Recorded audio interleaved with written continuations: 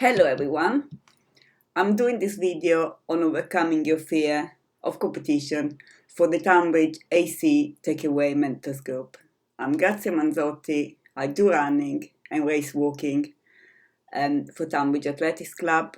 I'm a vet and I also help coach the under 17 athletes. So why am I here talking about fear of competition? Well, let me explain.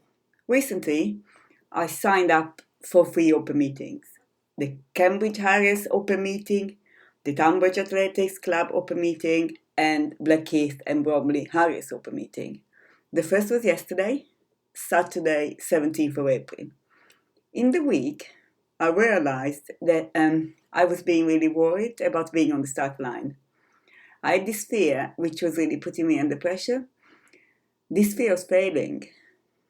The same fear last August put me off entering the Tunbridge AC summer open meeting. I thought I'm slower than I was, so I don't want to see a slower time. I'm not entering because I would be really disappointed. So I didn't enter. I ended up helping at the track and was thinking I should have entered. I was jealous of everybody running. And I thought I should have challenged myself. And I thought, never again, I want to be in this position. So I will enter next time. So there I was this week with 3 open meetings lined up. Was thinking about the fear. It seems really silly, doesn't it? Because, it's not that I'm going to go to the Olympics. It's an open meeting. And I thought, why can't I just relax and enjoy? And I was thinking, do other people just relax and enjoy? Is it me? I felt a bit silly mentioning this, but I mentioned it to Mark Hookaway. I thought he's years of experience of competing and coaching. He's a good friend. Maybe he has some suggestion if he doesn't laugh at me first. I don't think he would. Well, he did help. And I'm so glad I opened up and asked for advice. I got lots of help. So I'm going to tell you how I dealt with it and how I managed to be fine. First of all, Mark suggested that I read a book called The Chimp Paradox, but he knew I could not read it before my race, so he suggested I listen to the podcast. Steve Peters, who wrote the book, explains the concept. So I started listening to the podcast to see. So it was good. It helped me. The idea is that you have to view how you are, thinking not as you, but as a chimp on your shoulder, who is doing all he can to agitate you. So this chimp is saying, Grazia, you haven't trained enough. You are not good enough. After lockdown, everyone has trained more. They are now faster than you. You haven't done any virtual race. I don't like virtual races, so I didn't do any. You haven't done enough speed work. Everybody else is fast. Everybody else is better. So what you have to do is think of a way to calm the chimp. So for example, saying to the chimp, I've trained for a year as best as I could. It is my first race back. I'm looking forward to seeing everyone and being with other people. I'm looking forward to racing again.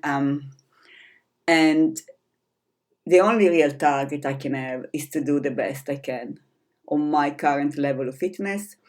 I need to forget before. I just need to do my best now. I think the reason I was scared is that I had too many targets. I wanted a PB, I wanted to go under a certain time, I wanted to be faster than other people, I knew they were there. So this is too much and not necessarily achievable. So I decided to get more achievable targets. I said to myself, just be there on the start line at that track. Then see what happens. And everything else that comes is a bonus. And I thought, that is easier. Okay, I'm not setting myself all these high targets. Then Mark suggested another podcast where Sir Chris Hoy, who is a British track cyclist, who is 11 times a world champion and 6-time Olympic champion. This was helpful, and the idea is that you focus on the process rather than the outcome. And the other thing that I really liked is that you don't worry about what you cannot control, like what others are doing, but focus on what you can control. So you can focus on the day, for example, your journey. Don't be there late. I knew my journey was on the M25, so I had to give it lots of time. Think about your kit, your shoes, what you're going to warm up with, where are you going to warm up, with whom you're going to warm up, what are you going to drink, what are you going to eat, have a good night's sleep. All these you can control. So what you can't control are the other people. They may have trained all year, they may not have worked, and they may be faster than you now. Nothing you can do. You can't just control this. So you need to forget that. Forget about other people. And at the end, you can only do your best and can't do more. So just focus on doing your best, control what you can, and forget about everyone else. So I feel this has really helped me, and I had a very successful race. So this is what I did. First of all, it was really useful to ask for help. It was good to have a chat with Mark about all this. I listened to the podcasts, which were helpful, and I heard via him that there were others in the same situation. I did plan my day, the journey, how long it would take. As I said, it was on the M25, so I needed to have, a lot more time. I planned to get there 2 hours before, have a good warm-up, and consider the traffic. I looked where I could warm up. I was told there was a nice park next to the track, and this was the Cambridge Harriers, so there is Sutcliffe Park next to the track, so I knew I could warm up there. I even planned the parking. I checked there was a parking app, so I didn't need coins. I then lowered my target. I said to myself, look, it's good enough for you to be there. First race back, forget about the PBs, who do you want to beat. You don't know how much they've done, you don't know how much they train, just be on that start line. And I said, okay, this is easy and it's doable. And also, I was looking forward to seeing everyone and seeing people. Got there, I was really lucky. A friend was there and we did a long warm-up together. And it was early, so we had lots of time. We started the warm-up feeling worried. We felt stiff and slow, but then we talked, and I realized she was feeling the same, and we relaxed. Talking together, it was good to chat, and it was a very good warm-up. Then we went to the track, got our numbers, we had lots of time, we did some strides, so people chatted to everyone. And then we got to the start, and before the gun, I started being nervous. I could feel my heart beating. Also, the electricity had gone, so they said they had to delay the start for the photo finish. So I started worrying, and then I said to myself, wait a minute, you're here, so that is your achievement. You are here on the start line. So that is good enough. We started chatting about what we wanted from this race. It was nice to see what everyone wanted. Everybody was pretty much in the same position. And then the gun went. I said to myself, just go for it. Do your best. Nothing else you can do. I then relaxed. I did my best, really went for it. Obviously, it was a race, it was hard. And I got the 30 seconds PB and the time I wanted. But all this was a bonus for me. And it felt so good crossing that line with that. I saw the time, it was such a good feeling.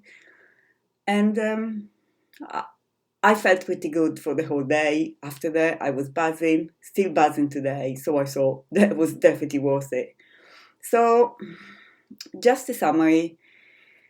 That was worked for me. It may be different for some others, but for me, it was useful to know. Think of the process, not the outcome. Control what you can. Control what you can. Don't stress and forget what you cannot control. Prepare, think of the journey, the kit, the warm-up. I found it very helpful warming up with a friend, but we bumped into each other by chance. From now on, I will try to arrange to meet up with someone. And for me, chatting was helpful. This may not work for everyone. Some people may just like to concentrate on their own. And you will feel really good with yourself for having gone. And it is always better to give it a go rather than sit at home thinking, what if? I don't think anybody of us would enjoy being at home thinking, what if I gone? What's happening now there? Hope this was helpful. As I said, this worked for me. I got 2 more open meetings lined up. I'm quite worried about my 100 at the Tunbridge open meeting, but I'll deal with this in the same way.